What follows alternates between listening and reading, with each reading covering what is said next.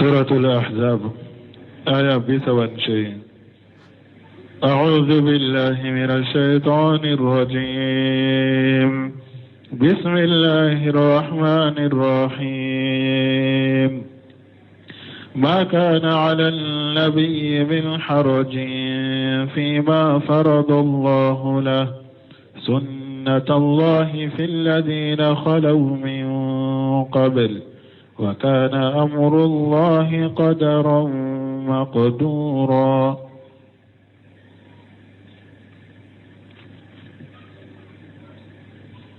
بسم الله الرحمن الرحيم. والصلاة والسلام على نبينا محمد وعلى آله وأصحابه وسلم تسليما كثيرا. سبحانك لا علم لنا إلا ما علمتنا إنك أنت العليم الحكيم. أستغفر الله الذي لا إله إلا هو الحي القيوم وأتوب إليه. اللهم انفعنا بما علمتنا وعلمنا ما ينفعنا وزدنا علما. biye tene suye hijriya bakele ani kemenani ani binani ani woro shahru shawwal minye hijra sankalo tanna bisuinyo bisabanai miladi nasarau kajate ba fulani mugani duru sankalo nani na bisuinyo mugani sheginai ambe dawda gumu masjid raja wambo kono. أعوذ بالله من الشيطان الرجيم. ما كان للنبي من حرج فيما فرض الله له إلى آخر الآية. يقول تعالى ألكم مسمين كرتالين ما كان للنبي من حرج فيما فرض الله له. ألكم دغني كروتي تشيدنكا degunni korote nabinyumaka ala ye kirimi ala ye femmi ladagaye akoke degunta ka ola gonka sirko ay fima ahalla lahu degunte nabinyumaka ni ala ye milla dagaye wa amarahu bihi ni anini ala ya nyamra ni minye min tejwiji jainaba radiyallahu anha التي طلقها دائيه زيد بن حارثة رضي الله عنه. دغون تشيدن كا جنوب تشيدن نا على يميل دغايه كانيامرني مينيه جناب كفورليه جناب ميني تشيدن دن وللن يا بلا ala ka ciden nyamrana ko furu ko la dagaye ni ciden nyoke junubu tala wala dagunta ka wala sunnatullahi fil ladina qalaw min qablu ninde alaka tasiraye mogowla mogo munun temena cidenye ay haja hukumullahi taala fil anbiya'i qablahu ninde alaka kiriye nabiyuma wala nabiyuma munun temena cidenye lam yakunu liya'muruhum bi shay wa alayhim fi jalika haraj nabinyuma nunu make amake ni alay nabinyuma nyamara ni munye nu yoke degunne junubuto uka ola oyala kala dare kateme chide nye nabinyuma utola ni ala nyamara ku kaminke degutuka ukelina wa haja raddu ala man tawahhama min almunafiqina naqsa fi tajwijihi imrata jaydan mawlahu wa daihi الذي كان قد تبناه ni aya ye aradduye munafiquka munafiqu munu nulu tunya jate mina ko ciden ka furuli ciden ka jenabu furu a jonka horelen ka muso ani adengolelen ka muso demmi na tunya ka denye ako muso furu ko ye nagasi de cidema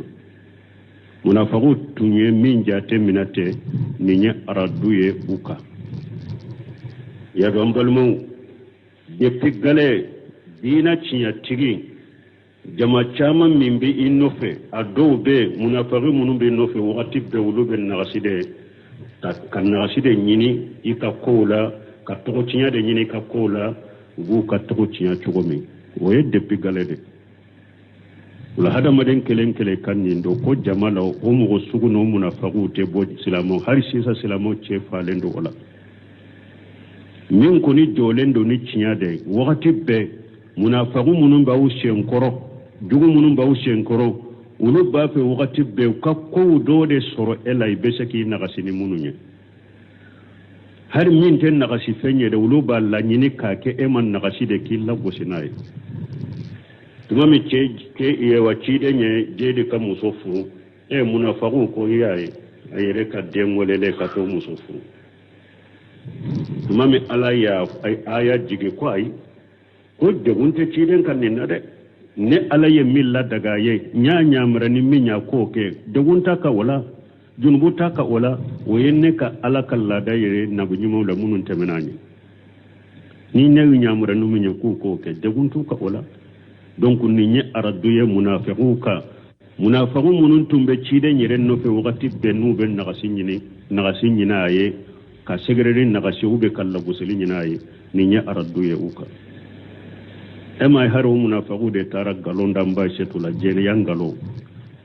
umada amba shetula ko amba shetu do uya dala ka chide de katogochiya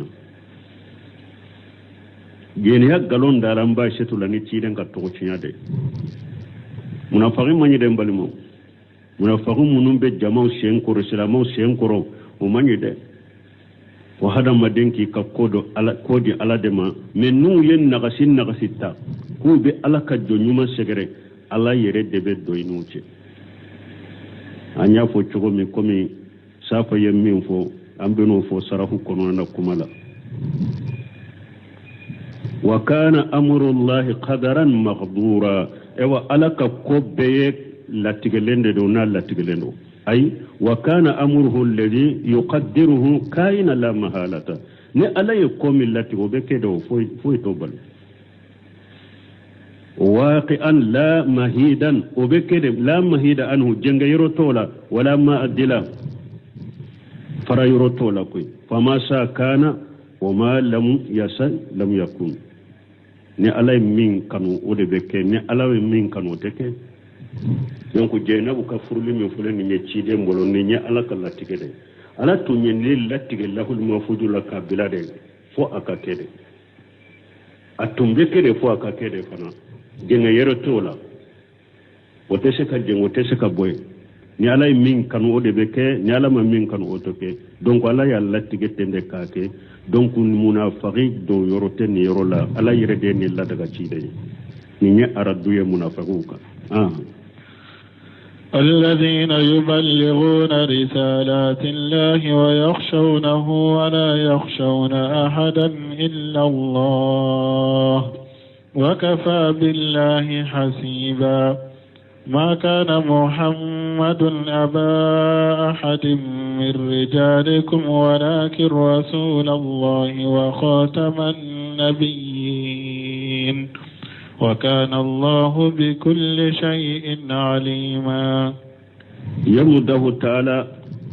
على بالتنوير تيدي منوني على يوچينو تيدي نالا سيليا على باقي قطن الذين يبلغون رسالة الله على قو مغمون على كتيدي نالا شيء أي إلى قلقه ويودونه بأمانتها cide munun ni ala yu nyamara ni cide nyaun laseli uye nube cide nyan nunu lase ubu ka cide nyan lase kata ala ka joma ala ye danna ya minda uka cide nya ka kola ubadi atogola o yaqsawnahu nin cide nunu be sira ala kelem fawde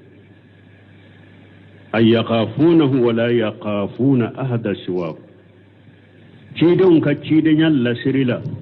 ubesira ala kelempo de utesira foye ni alate mugo shika ewa fangani ewa ika minani ni ka ewa nie watato ko lutu ka chidenya lasede wala tamnuhum sawtatu ahadin an iblaq risalati allah ta'ala mugo shika ne pariya uben mugo shika minali mo shika fanga tato ko ulute ala ka cide nyan lashe uba shere te shira mo shiye ala ya ka cide un tanu ya de cide nyan min duru ma uba lashe damfe umade uba dini danna ya fana de ube shira ala kelem pe ude cide nyan lashe de ube shira ala kelem pe ude te shira jonshi ya hada maden shi ya damfe siriye min diru ma ube do fo wato patola wakafa billahi hasiba ewa ala wasira kursili bagai ay wakafa billahi nasiran wa muhina ala wasira deme bagai nasira ideme baga ani isembente baga ala wasira wala mo ka deme bagai wori ato cide unte sira fo yani ala kelempe wute ala wasira mo ka deme bagai ko yiddu skundiro ala taye minye ciye minye ika fo sheko be fengo fenna ikate ala wasira deme bagai ay wala ka sababu boyoro kacha min bi deme akideme min bi kanu akikanu min ti kanu akato kanu bago be soro ila koy idiro alala kanu bago be soro ila deme bago be soro ila ni alete ala wasira deme bagai ala de mugo kademe ala de mugo wasa bagai sanan katabun kasirka tawsiri toma an kunni yoro de la imamu na safa ko innaka lan taqdir an tarida an-nasa kullahum fa aslih ma bainaka wa bain Allah wa la tubali bin nas tabaqatu safai imamu na safa ko akoye ette seka mugo be jen sorode ette seka mugo be jen sorode mimbe eni alache unye wala tubali bin nasi kanim makodo hada madona ete siga be jensoro ko qala li allama ibnu saymin rahimahullah doni ke ba ibnu saymin ko law anna li insana sami'a ma yaqulu an-nas wa ma yatariduna bihi ma masaqutwata ibnu saymin ko rahimahullah ako hada madin fule mugo be min fo ani mugo be balamilin min ke ika kola ni hada made yo lamede ko de mina akoy tese ka hari sem fara kelenta koy be tama mana ite se ka boynola mugo ka kuma fota be ni e koy bode lame ube balamilin min ke inika e wachinyal la seli ni e ko kilono iki kiloma jode korkore lamu koy be barakeno ite se ka ta yorola har sem fara kale ite se kota lakin anta asilhi ma bainaka wa bainallah ma ako nimbi ini alache onye wala yahummuka ahadan mugoshika ko kani hammi nimbi ini alache onye mugoshika ko kani hammi fal kalamu ala irdallahi azza wa jalla ka kuma alaka jenka abana ta ko kuma alaka jenka ako hadisan nana fa ija altamastayridallahi bi saqtin nas akoniye alaka jenyini ni hada madon ka dimiye radiyallahu anka warda anka nas ala be jey kuro be hada madon jey kuro fal kalam ala iridallahi azza wa jalla mana ako kuma be minka alaka jenyini mi hada madon ka jenyini te ne hada madaw lammete suka wule nola min be eni ala ce wonye kana hammini mugoshiye kuma be yoromi ala ka jenyini duru hadisala nana ni mugo min ala ka jenyini ni hada madaw ka dimiye ala be jeyi koro be hada madaw jeyi koro wa kafa mu'anatahum ewa ala bi wasa hada madaw ka tora mafana ala be jey koro abe hada marin jey koro be wasa hada madun ka tora ma fana ibnu samir rahimahullah yenni fo sarahu iqtida'u siratil mustaqim ayo fo kono kemeni be wolon fulani duru yoro ayenni kuma fo hadisa min nan bay seto fana bolam ba ko dafa ko man ilitamas ridallah bi saqti an-nas kafahu Allah mu'annata an-nas man ilitamas ridallah amba shi to ko akoni mu'min alaka jenyini bi saqti nas ni hada madun kadime kafahu Allahu mu'annata an-nas ala bi wasa hada madun toro ala bi doino chabi wasa uma mana min kadi alay ne bode fo min kadi alay ne bode ke hari hada madun kadimi amba shetu ko niyen ninke ala bi wasa hada madun torama ومن التمس رضا الناس بسخط الله وكله الله الى الناس ni hade sanna cogodoye mini mu'min ya hada madawun je nyina ala ka dimide kono ala be ka koto hada madawun bulu abe boy ka kola ni ara bora hada maden ka kola en nyona hada maden be siga munke abe bana be sinu ga besa ala de te sa te sinu jingota mina ni ay sababu do datugura abe sababu do daile ni sababu do datugura abe sababu do daile mais ni e tora hada maden de bolo na le sara domidu wala balma ambe min fo hada maden nye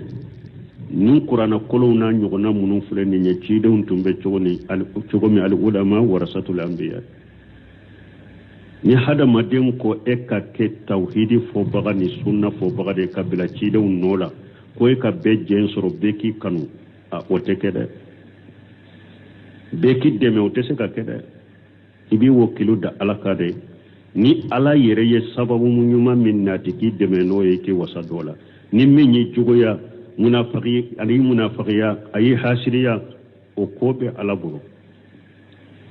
o kote ekawo o be o tigine ala de ce parce que ade salen nana ula mani adalli waliya faqad ajantu bil harbi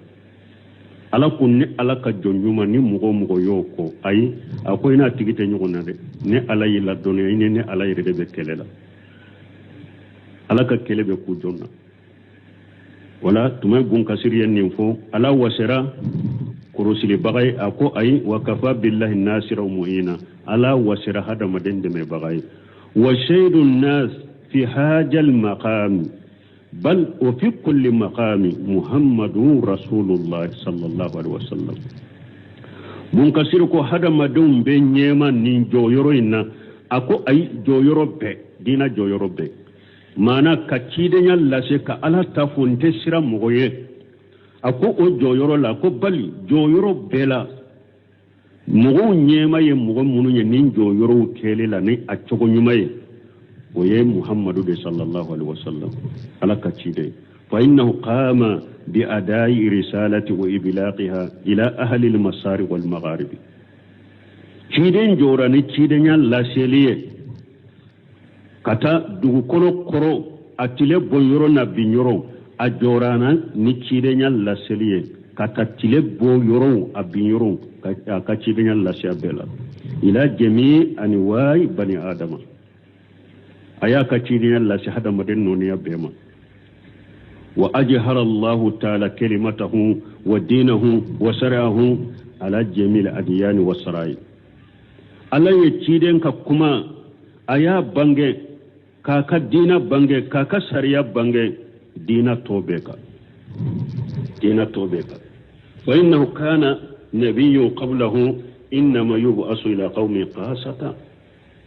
ciden yen nabi nyuma cide ibe cika mugo dorondema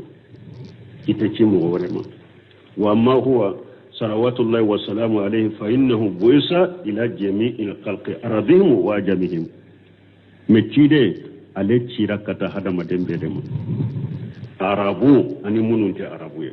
mununte arabu kanfo mununte arabu kanfo ciden cira bedem onana aya kono قل يا أيها الناس إني رسول الله إليكم جميعا سورة الأعراف كنو ala ko cide ma fuye adama don ne ala ka ciden da ya kanau bema ciden cirat bedema summa warisa maqama albalaghi anhu ummatuhum min ba'dihi o ko fe ciden fatulen ko fe ciden kam manton wiye awa dina laseli wuya cinye ta ciden ko fe ka jonai fa kana ala man qama biha ba'dahu ashabuhu radiyallahu anhum mu'minun joranin ninye ciden ko fe aka shegon alaka je ka buma ballagu anhum kama amarahum bi fi jami' ahwalihim wa afwalihim wa ahwalihim shebon ye cidenya lase ye dina lase mogo ma ciden fatulen kofe komi ciden nyamara na ye chokomi aka kuma kaw aka kewalaw aka lahalaw fi laylihi wa naharihi wa hadarihi wa safarihi wa sirrihi wa alaniyatihi ciden ka kuma kaw aka kewalaw aka lahalaw ayemunun ka kasufelala ayemunun ka akatile felala ayemunun ke ni atetamala ayemunun ke tamadenyala ayemunun ke gondola ayemunun ke bangela uya ballase aka shebo yenni bellashe kuma yunyamra na ichogomi faradi Allahu anhum wardahum ala kajje kabuma ufana kajjeni ala tay summa warisahu kull khalfi an salafihim ila jamanina haja o kofe doni ke baga munun bena aw bena mo munun temena unye ni aw bena o kofe aw fana be doni taw bolo kallase fo ashera an ka wakati ma doni minana minaran nyugo na de kana ina jahilu do ni filibantu do ye munu utara arabu kan kala kana nugo ni wa haklina jugu bula ni agida nyuma tula nuba fe kam mo fili sunna mo karamo ba munun be ni koy bulu ka kuma fodoro ko ale koni ate foy la kadilo mo ko kam mo ka kuma ta ko fodoro e yereti yereta fo e yerete doni ni ka fo e wawde be jige ka ni e ko karasabe mo de ka kuma ta ko fo wawde be jige ka e fana ye mo do de ka kuma taw donc ale min ye mo ka kuma ta ni doni ke bago ye sharia ke no lo ka akhida nyuma ya no ka sunna batoli ni chide batoli ale kausa ye e beta filibantu de ka kuma taw e nyugo na filibanti bida mo e beta wulu de ka kuma taw mais u ben ninkere pour que ka ja ko de bila demisenu ni nyugo nchani muso munun te fenka pour ku fili ni doni minana nyugo na de shebo ya mina chide na sallallahu alaihi wasallam tabinau ya mina shebawula tabinau ya mina tabinau la nunu nana ufana kofe uya mina ulula maliku fana ya amina ulula kana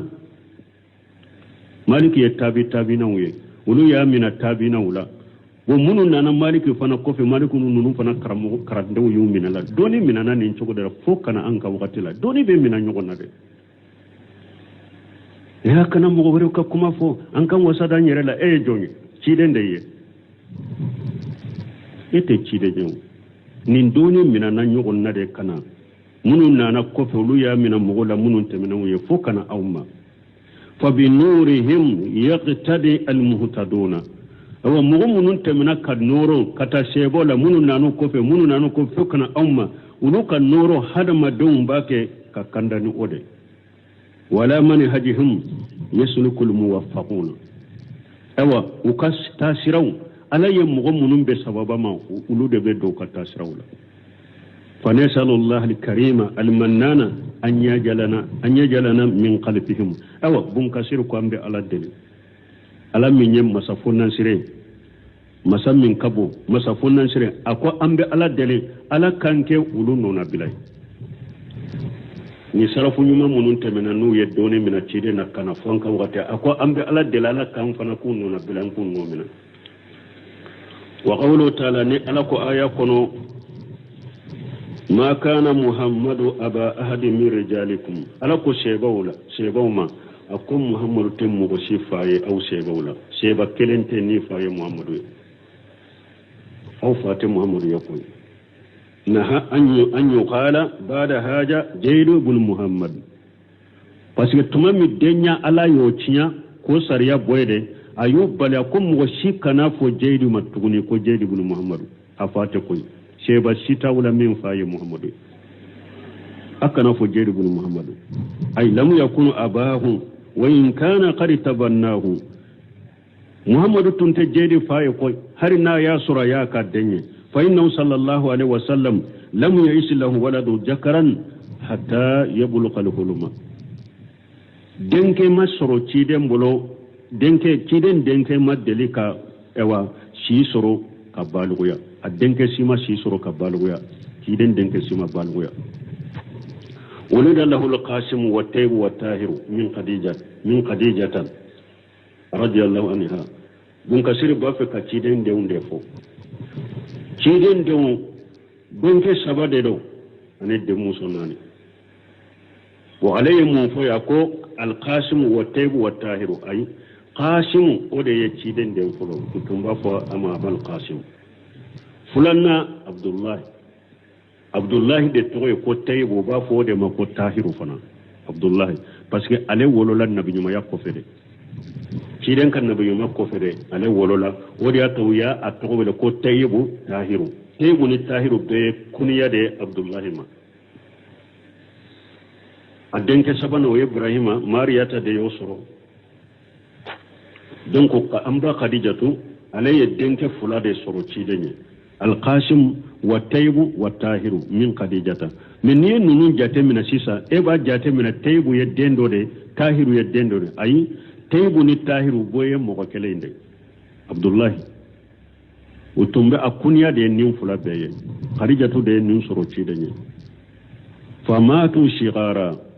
nunu fatura u fitini la mawde qasim ni abdullah u fatura u fitina la maw wa wulida lahu sallallahu alaihi wasallam ibrahim min mariyata al-qibtiyata ibrahim fanas cidiye ewa wolola cidenye akajjo muso mariyatan al-qibtiya ibrahim baye ode mariya ode ibrahim soro donc ciden ka denke ni sabade famata aida aradiyan ni ibrahima fana afatura kato simmidela afatura kato sindela wa kana lahu sallallahu alaihi wasallam min khadijatan arba'u banat aw cide demmu sonnani tumbe ciden bolo khadijatu yusuray demmu sonnani o demmu sonnani jainab wa ruqayyatu wa ummu kulsum wa fatima radiyallahu anhunna ajma'in wa radiyallahu bun kasir ko radiyallahu anhum ajma'in donc ale kamba na denke woni demuso be de man yoron alaka je kabu be man yoron famata fi hayatihi salasu wa ta'aqarat fatima radiyallahu anha woni demuso nani min fulani nye sabayin be fatura ciden yana mayala ka ciden to yana mayala sabayin be fatura ciden nye fatumata wode fatuli kera ciden kofe hatta fatumata makono wode makono ala yode makono nike wode o ma fatu ciden yana hatta usibati bihi sallallahu alaihi wasallam fo ayem masibos ala yem makono nikale fo ayem masibos soro ni ciden mana ciden soro fatura ka fatumata to yana mayala summa matati ba'dahu li sittati ashhur o ko fe ciden fatulen ko fe nikalo wore fatumata fatura donc o de yato ala ko sebo ma ko mo site awla na faaye muhammadu parce que muhammadu demma balugo ya abe fitini de sara musulmanu de ewa balola aye ka furu donc lu yere sabay be fatura nye ewa donc nani nayin fana ciden fatura a fatulen ko fe nikalo wore fana fatura wa qawlu ta'ala ni alako ولكن رسول الله وقاتم النبيين محمد تم مغشفاي او شيبولا من محمد على كثيرين دو ان النبي يوم دافا بغدو نبي ما لبندو على كثيرين نبي ما لبندو وكان الله بكل شيء عليم ولا بفهم بدو نيمبكو قول تعالى الله اعلم حيث يجعل رسالته ناكم محمد يكيدن دي نبي يوم تم بغدو ewa ala be fembe do nin kore munye abaka cidenya do yorome abado wodi yato ay muhammadu ke cidenya ka ke cide nabi mallabay nimbe ko me aya wore ni ala ko ne ala binka cidenya do yorome ngoto fa hajil ayatu nas fi maqama risalati aqas min ni aya min fa hajil ayatu nas fi annahu la nabiyya ba'dahu ni aya yin nasu ya dalilaye kun nabi mata ciden ko fede wa in kana la nabiyya ba'dahu na kira kun nabi nyama ta kofe fala rasula bi tariq al-awla wal ahram ni ciden ta kofe ade kaka ko ciden ta kofe wode kaka katim hari nabi nyama yayi li anna maqama risalati aqassu min maqami nubuwa parce que cidenya do yoro o kere do katamen nabi nyama yaka fa inna kulla rasulin nabiyyun wala yaninka isu ciden cide be nabi nyuma de do me o konterete kon nabi nyuma be cide ay ibe siga ken nabi nyuma te cide nya min nu ko mo ye cide nya nabi nyuma do wa bijalika waradat al ahadith al mutawatirah an rasulullah sallallahu alaihi wasallam aw ninka hadisa chamande nana ninka kabo cide mbulo min hadisi jama'ati min as-sahabati radiyallahu anhum kabo jama chama sebo jama chaba mbulo alaka je kabuma mana ka fo ciden de ye ciden labanye ale de nabi nyuma lamba ciden ta ko fe nabi ta ko fe hadisa chamande nana ninna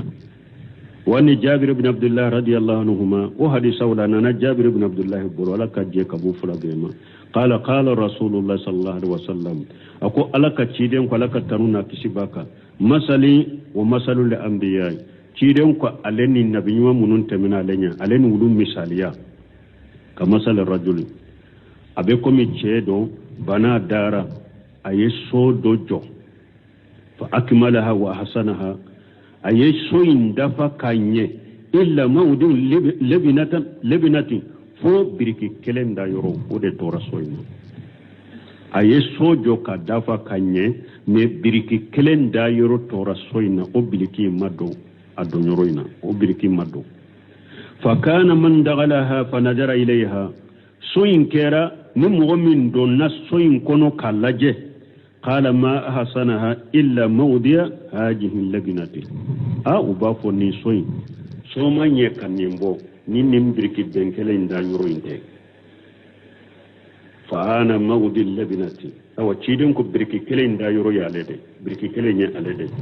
كتما بيل أنبياء عليهم السلام awa alay nabi nyuma kan nabi nyuma da fanine alaka kisibuka ninya hadisa doye ka fon nabi nyuma labaye ci denye wan nabi hurairah radiyallahu anhu qala rasulullah sallallahu alaihi wasallam hadisan nana abi hurairah bolo alaka je kabwama ko alaka ci den ko alaka tauna kisibaka inna masali wa masalul anbiya min qabli ci den ko alaka misaliya anin nabi nyuma munun temina alenye ka masal rajulin ibutana buyuta akwa be komi che mi aye so dojo fa akmalaha wa hasanaha wa ajmalaha aye so indafa kanye kachenyi illa mawdi al-labinati min jawayaha fo birki kele so in kerefela dola birki kele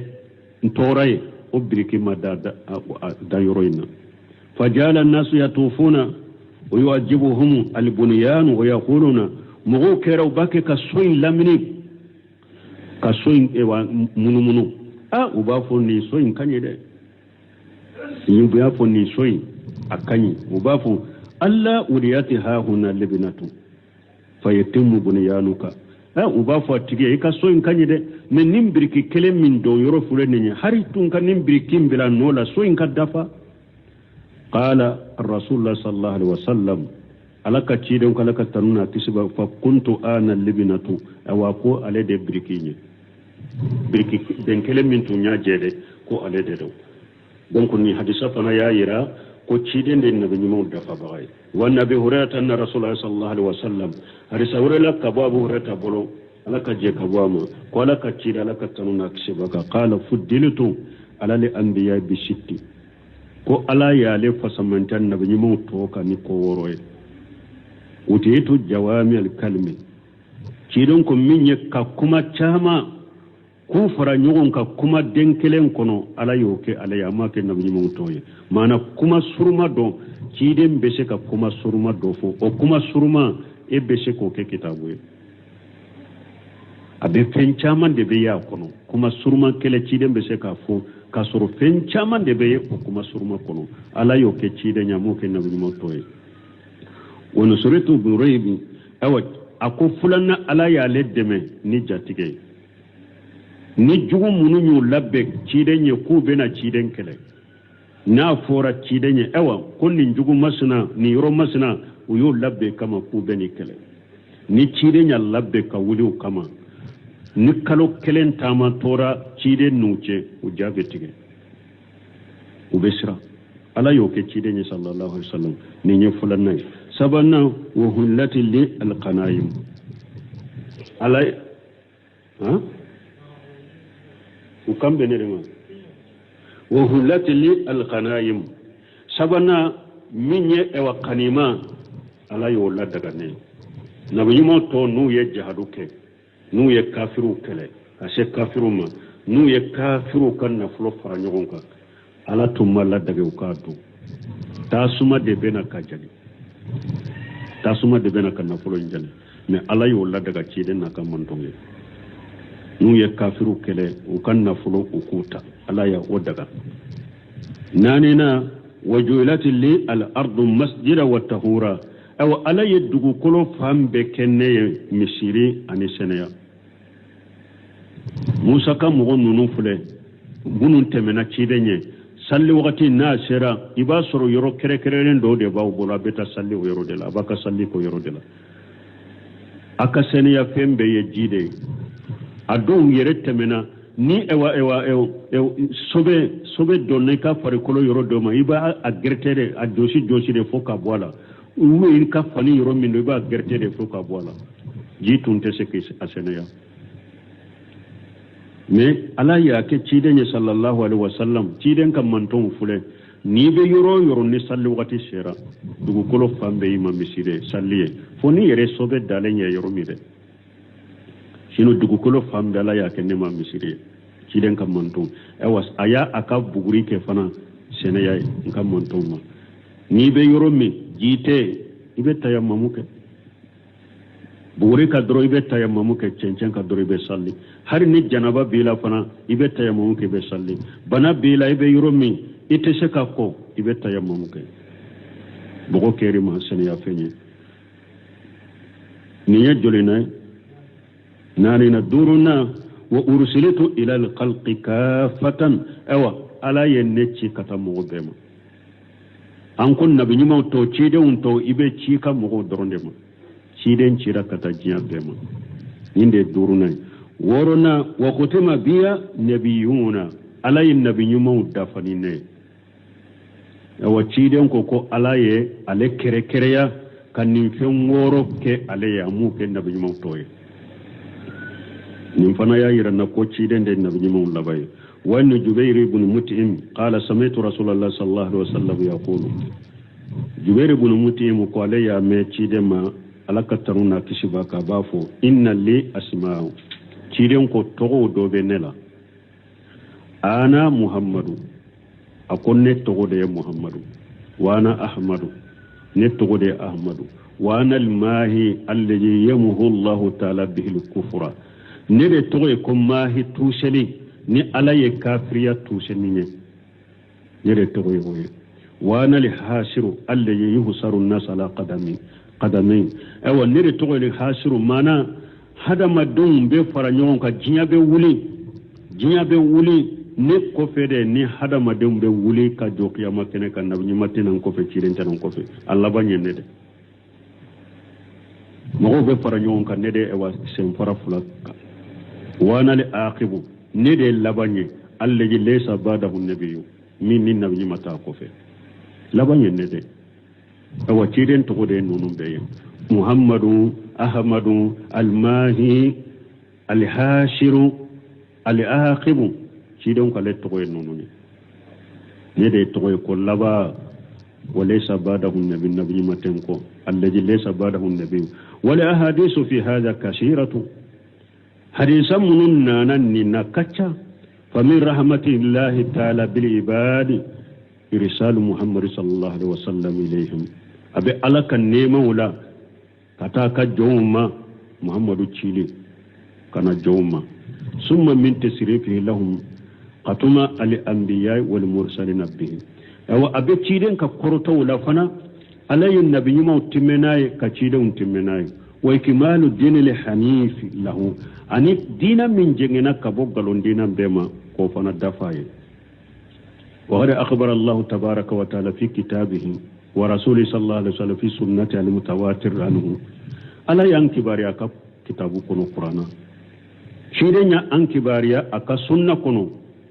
حديثا منون نانا كبو شيرين بلو كاچايا أنه لا نبي بعده كن نبي متعلق كفر ayaw nana ni nya yira ko ciden de na nyuma laba ciden laba hadisa nana ciden bolo hadisa munun kacca kosobe ko alede na nyuma laba na nyuma ta ko fo liya'lamu anna kulla man inda hajal maqama ba'da fa huwa kajjabu afaku dajjalu dallu mudillu donc nin kunya munye ayaw nana nabi nyuma laba ciden laba nya alede hadisa chaman nana ciden yere bolo ko nabi laba ni ciden laba yenni alede nunun nana puru an ka do ciden kofe ni mugo ko alay nabi nyumay galon tigela galon jugu fola dajjali mugo filile abe mugo la fili dalu mudillu ni mugo ya fo ciden kofe ko ere nabi nyumay galon tigela afa galon jugu fola fana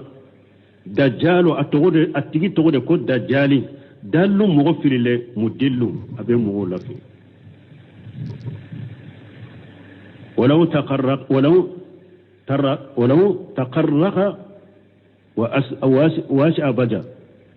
هر النا يكبكو كوكي كموري غنا يباروكي انت دالا قوارق العادات تقرق يمونيو بافو دي ما قوارق العادات mani e ka fendo ke femmi mbora hada madaw lada kono hada madaw kan lada do nin tese kake e ko nyona ke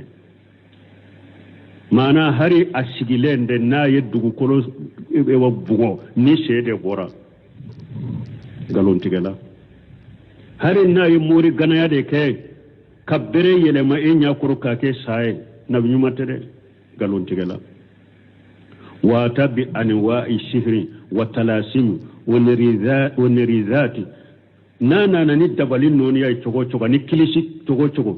ani ewa dabalin yogona chogo galon tigela bi koro fa kulluha muhalu wa dallu awa shite sika nana ni fingo fenya tesika do hakila be fili wa dalalu abe muhalu dalalu inda ulul albab nana ni fingo fenya abe ye fende min tesika do hakilina min ye filiye hakili maw yoro kama jara Allah subhanahu wa ta'ala la yadi al-aswad al-anashi bil yayman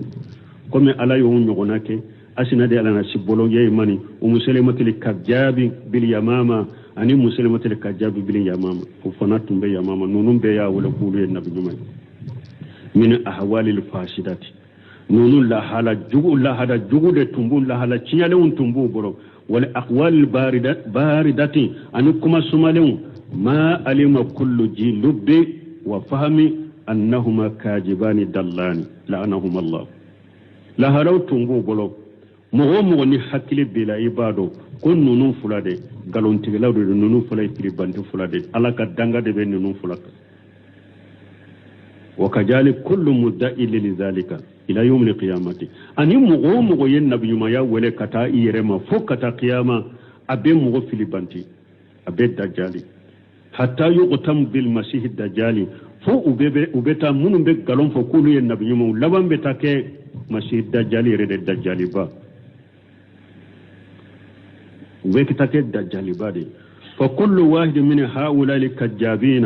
يخلق الله تعالى ما هو من الأمور ما يشهد العلماء والمؤمنون بكذب ما جاء به أو من كلن فلان يمون ينبغي ما يأوله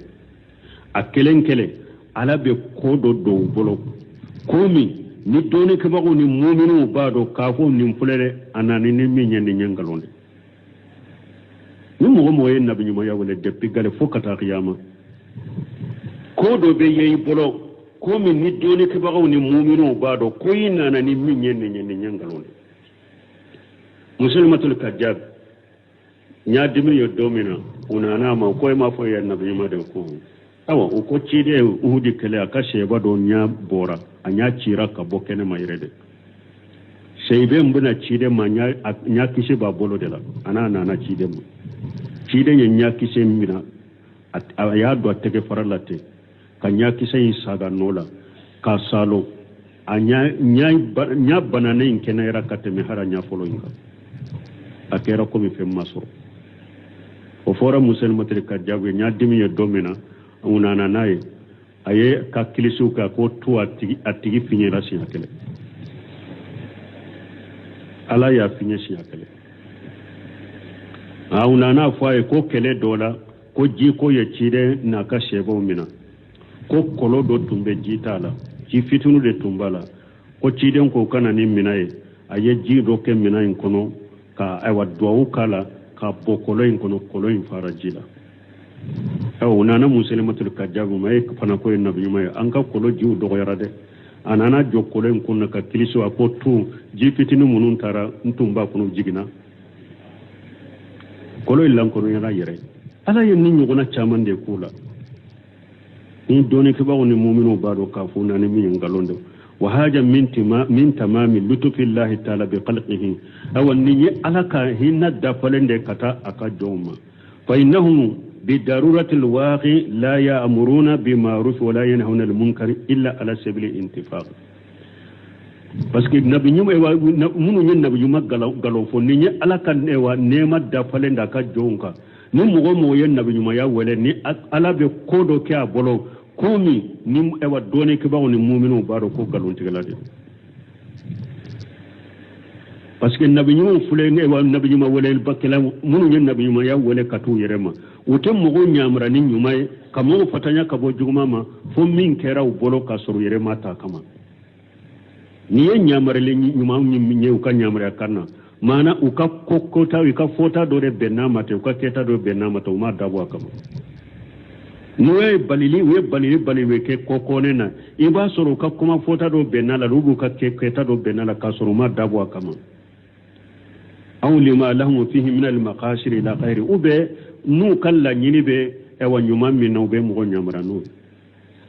ube ka e walla nyini be ko jugu min tolela ube mo balini ore ona nyogono suno ka dabo kama ka mo nyamra ni nyumae ube ka mo fatane ka bo jugu mama mun be nabu nyuma yayi wala ka tu yermu ka barato ye wa yakunu fi qahiyati al ifki awa utigi ubeke galonjugo fole de la galonjugo da ubeke odela wal fujuri fi akhwalihim wa afwalihim ani fajiriya ukafota ukaketawla ubeke fajiri ni fasu de ukafota ukaketawla kama qala taala komini alakum masamin qur'anin hal unabbiukum ala man tanazzalu sayatin alako yala nan kaw kibar yaba shaytan be jigi mo minka tanazzalu ala kulli affaki asim shaytan be jigi mo de kam mimbe galon jugu fo bagaw ani junubu to shaytan be jigi ode ka dondola dona abdullah ibn abbas ma ako mo dobe an feda ko wa be jigale ka de ibn abbas ko shiya do wa be jigaka min nyenye nin kalika ko fo ale jatikera unabasa ile ka sabati ko wa hube jigaka unabasa ko wa hube jigaka ke wa huye wa hu fulade alaka wa hube shetane ka wa hube shetane ka wa hube be jigaka wa hu fulambe wa inna shaytana la yuhuna ila awliyaihim alako shetane be wa hu ce kataka bishi nyoko made alaka wa hube shetane ka wa hube unabasa ko wa hube jigaka dare shetane ka wa hube jigaka galon tigala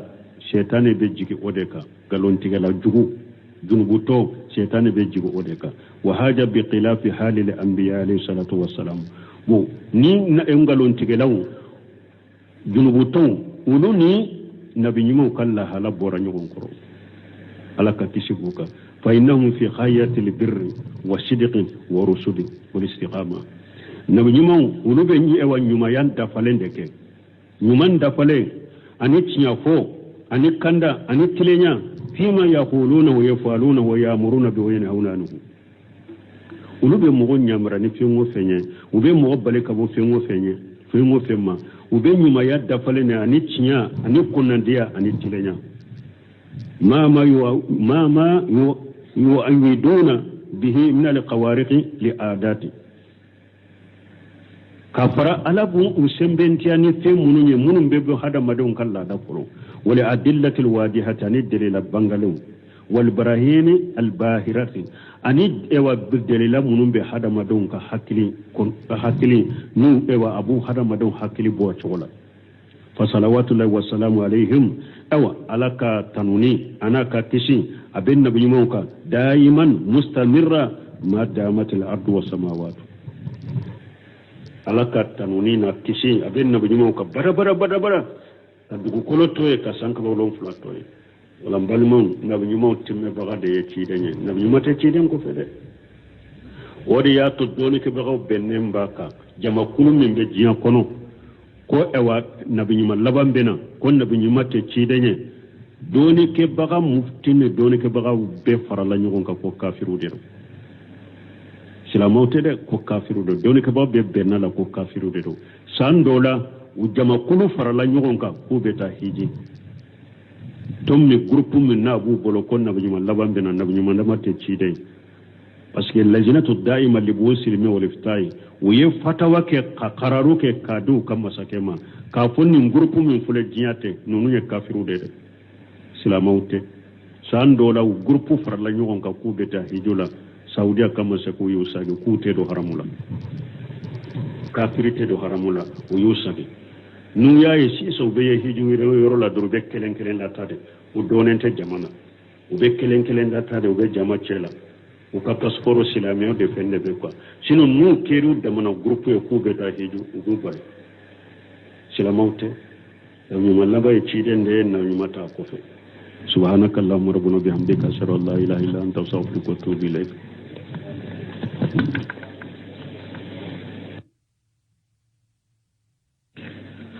سورة الأحزاب آية 27 أعوذ بالله من الشيطان الرجيم بسم الله الرحمن الرحيم ما كان على النبي من حرج فيما فرض الله له سنة الله في الذين خلوا من قبل وكان أمر الله قدرا مقدورا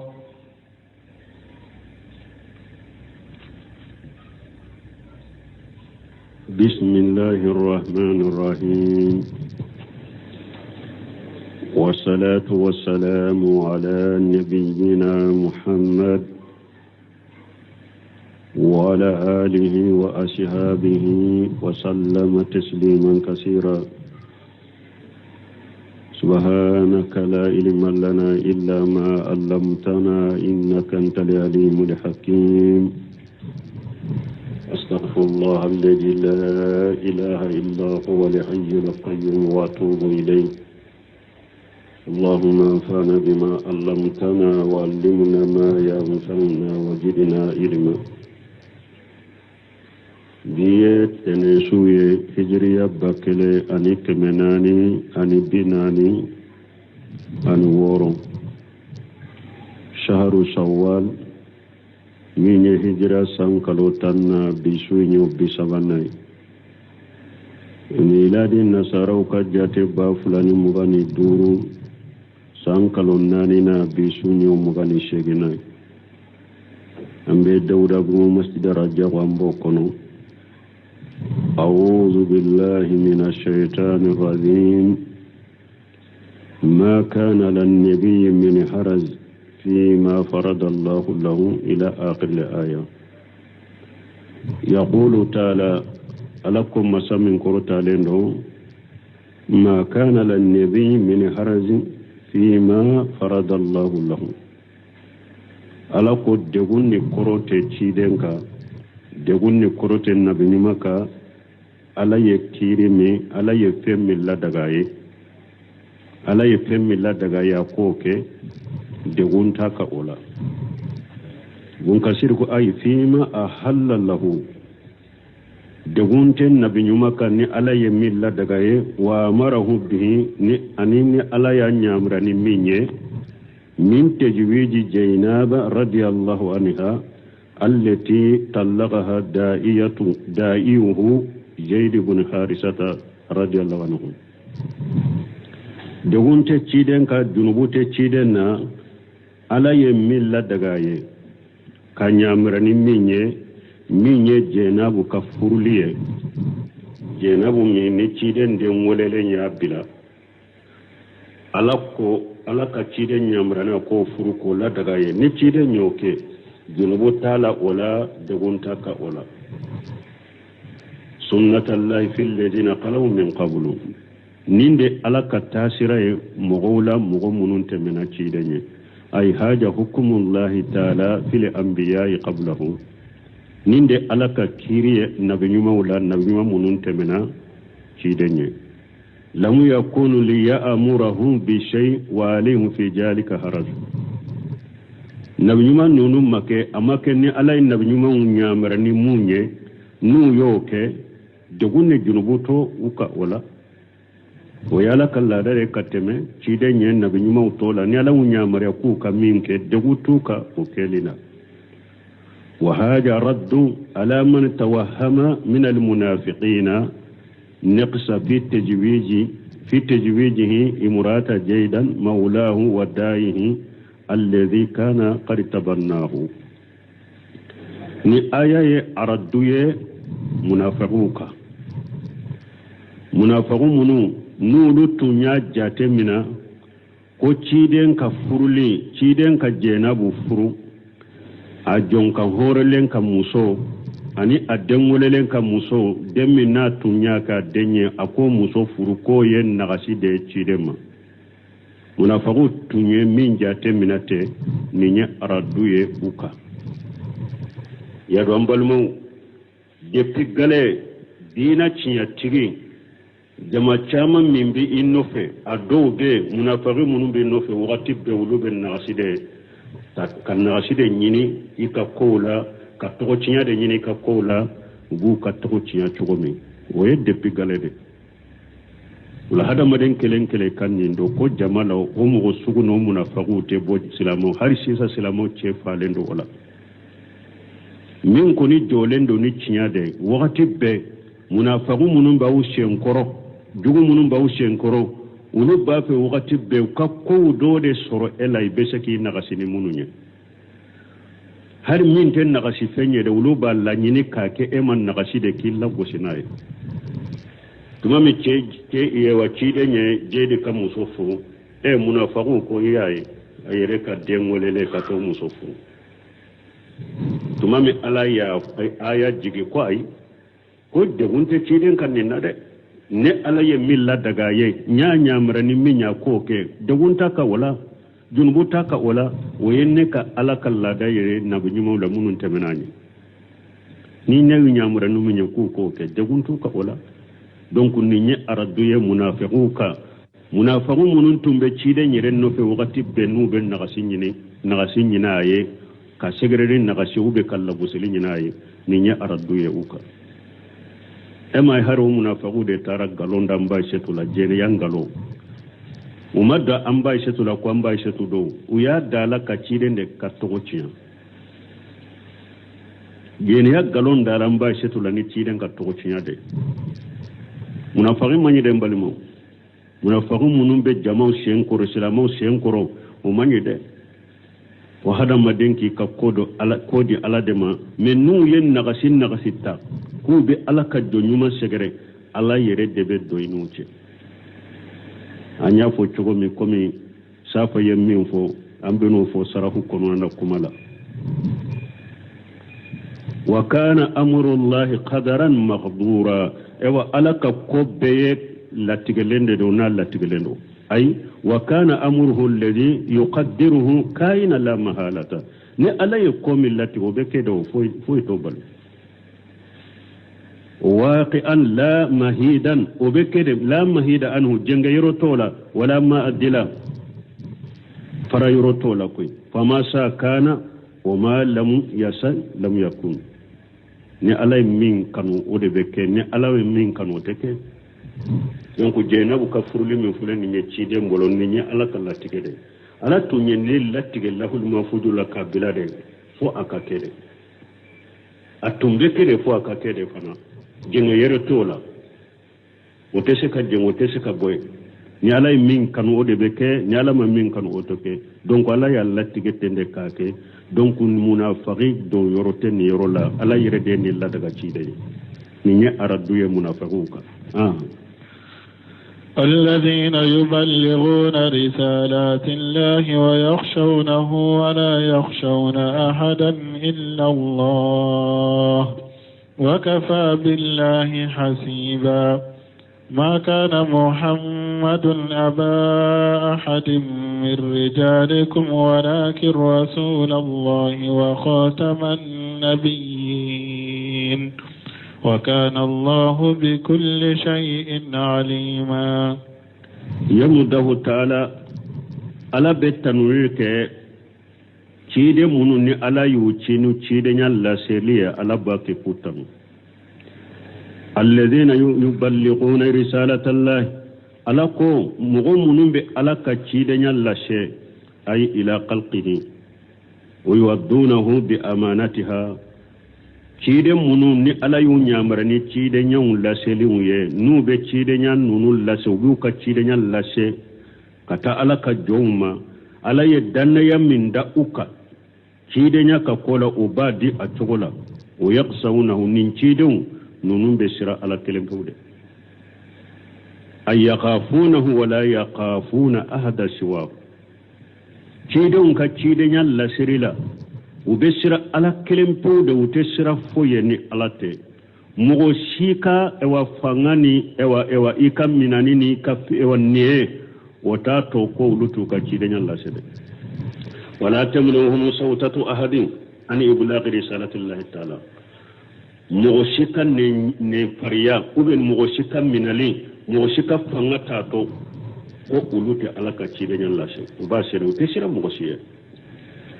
على يا كتشيدن تنو يادي كيدن من دور مبالاسي دمفو مدي uba dini danaya fana de ubesira ala kelempew de cide nyan la sire ubesira ala kelempew de tesira jonsi hada maden si yedam fe sire min diruma ubedo fo wacho patola wakafa billahi hasiba ewa ala wasira kursili bagay ay wakafa billahi nasiran wa muhina ala wasira deme bagay nasira ideme baga ani isembente baga ala wasira wala mogo ka deme bagay wodi ato cide unte sira fo yani ala kelempe wute ala wasira mogo ka deme bagay ko yiddu skundiro ala taye minye ciya e minye ika fo sheko be fengo fenna ikate ala wasira deme bagay e wala ka sababu boyoro kacha min bi deme akideme min bi kanu akikanu min ti kanu akato kanu bago be soro ila koy idilo alala kanu bago be soro ila deme bago be soro ila ni alete ala wasira deme bagay ala de mugo kademe bagala de mugo wasa bagay sanan katabun kasirka tawsiri toma an kon ni yoro de la imamuna safa ko innaka lan taqdir an tarida an-nas kullahum فأصل ما بينك وبين الله ولا تبالي بالناس طبقات صافي إمامنا صافي كو أكوي اتسكا مغو بجين سرودة اتسكا مغو بجين سرودة مين بأني علاتي ونye ولا تبالي بالناس كاني ما كودو هذا مدونا اتسكا بجين سرودة قال لعلامة ابن سيمين رحمه الله دونك بها ابن سيمين قول لو أن الإنسان سمع ما يقول الناس وما يعترضون به ما مسا قطوته ابن سيمين رحمه الله أكو هذا مدين فلي مغوب من فو أني مغوب بلامل من كيكا قولا ni hada made yo lamede ko de mina akoy tese ka hari sem fara kelenta koy betama mana tese ka boynola mogo ka kuma fota be ni e koy bode lame ube bala milim minke inika e wachinyal la seli nyen ni e ko tilono iki tiloma jode korokore lamu koy be barakeno itese ka tayorola hari sem fara kelete se kota lakin anta